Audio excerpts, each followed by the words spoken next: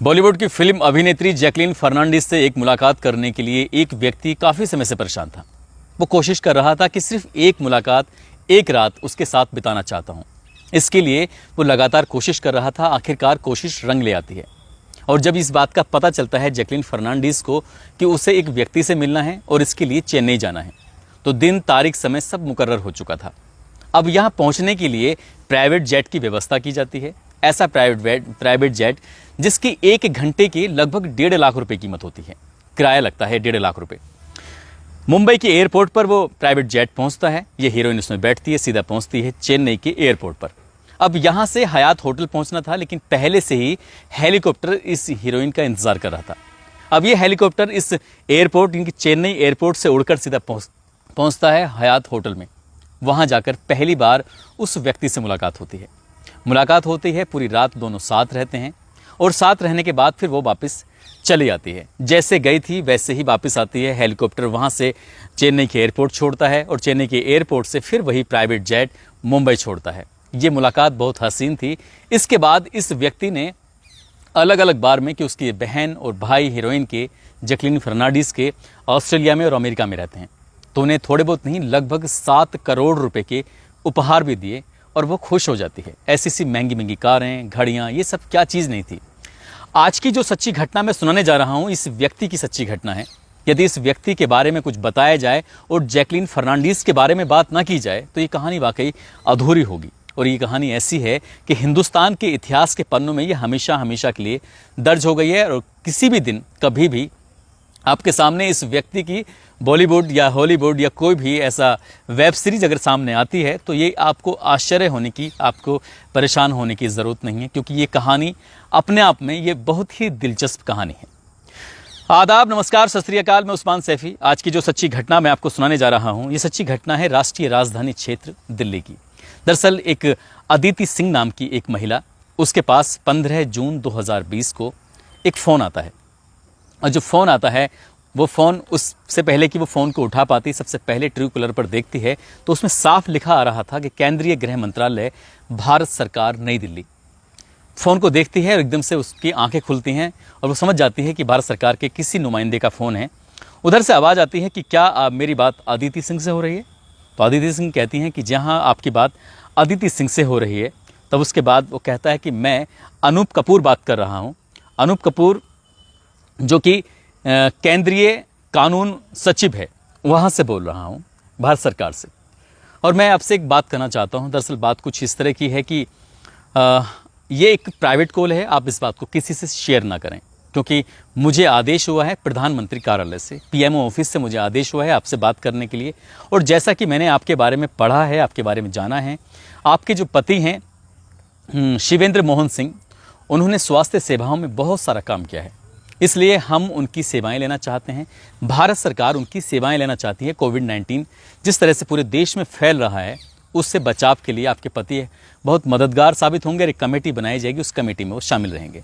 इससे पहले कि वो कुछ बात कह पाती उसकी पत्नी, यदि इनकी अदिति सिंह कुछ कह पाती तो अदिति सिंह सवाल करती, तभी उधर से एक बात आती है कि मैं जानता हूँ कि तुम मुझसे क्या पूछने वाली हो। दरअसल वो व्यक्ति जिसका नाम अनूप कपूर होता है, जो कि केंद्रीय कानून सचिव अपने आपको बता रहा था, उसने कहा कि ये जो तुम्हारे पति हैं वो 2019 से यानी कि 17 अक्टूबर 2019 से तिहाड़ की जेल में बंद हैं और उन पर आर्थिक घपलेबाजी का आरोप लगा था।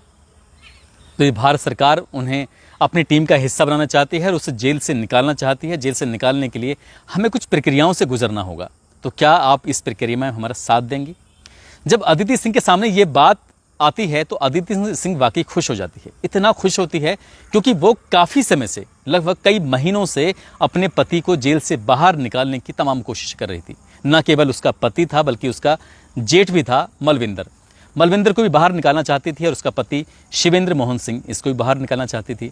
और अचानक से उसके पास फ़ोन आ जाए तो सोने पर सुहागा हो जाता है। बातचीत का सिलसिला इससे पहले कि और लंबा चलता है, फ़ोन कट हो जाता है और शाम को एक बार फिर से फ़ोन आता है। अब की बार अभिनव फ़ोन कर रहा था। अभिनव कहता है कि मैं अनूप कपूर जो हैं, मैं उनका अवर सचिव बात कर रहा हूँ केंद्रीय गृह मंत्रालय से, और आपको हमारी बातें भारत के जो गृह मंत्री हैं अमित शाह जी, वो भी सुन रहे हैं। फ़ोन स्पीकर पे लगा हुआ है। तो इसलिए आपको बेफिक्र रहेंगे, जो भी बात है ये बात सारी गोपनीय है, इस बात का किसी से जिक्र नहीं करना, शेयर नहीं करना है। तो पूरी तरह से इस महिला से बातचीत होती है, महिला वो खुश हो जाती है और खुश होने के बाद उसे लगता है कि बहुत जल्दी उसके पति से उसकी मुलाकात होने वाली है, क्योंकि कोविड-19 का इस कदर दौर चल रहा था, इस कदर भय चल रहा था कि जेल में रहने वाले लोगों के ऊपर खासकर खतरा सताया हुआ था। और ये जो व्यक्ति है जिसका नाम मैं ले रहा हूँ बार बार, शिवेंद्र मोहन सिंह और उसका भाई मलविंदर, ये कोई आम आदमी नहीं थे, बल्कि बहुत बड़े आदमी होते हैं, उद्योगपति होते हैं। रेलिगेयर एंड रेनवैक्सी और फोर्टिज हॉस्पिटल के चैन बनी हुई है उसके वाइस चेयरमैन होते हैं। अपना आप में बहुत बड़ा नाम होता है। बातचीत का सिलसिला शुरू ही हुआ था कि एक बार फिर से फ़ोन आता है और वो कहते हैं कि हम ये चाहते हैं, यानी कि सरकार ये चाहती है और जिन्होंने कहा है आपके पति को बाहर निकालने के लिए, वो चाहते हैं कि आप पार्टी फंड में ज़्यादा नहीं, बस 20 करोड़ रुपए दे दीजिए। बात जब 20 करोड़ की आती है तो वो महिला कहती है 20 करोड़ तो कुछ भी नहीं है, वो तो इससे ज़्यादा भी खर्च करने को तैयार है।